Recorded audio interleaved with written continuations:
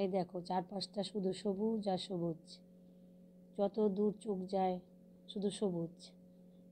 এগুলো আলুর চাষ হয়েছে, উত্তরবঙ্গে আলু চাষের জন্য বিখ্যাত।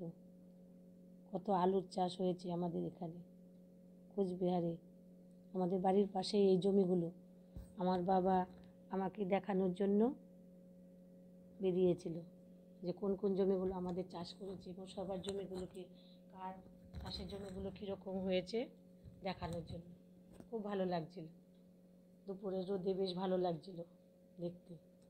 বাবা আমাকে ঘুরে ঘুরে দেখাচ্ছিল আলুর জমিগুলো। দেখো চারপাশটা এত সবুজ, খুব ভালো লাগছে।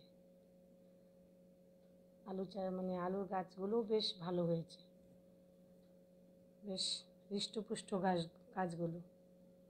চারপাশটা এত সবুজ, খুব ভালো লাগে। আমি বাড়ি গেলে প্রত্যেকবার চাষের জমিগুলো একটু ঘুরে ঘুরে দেখি।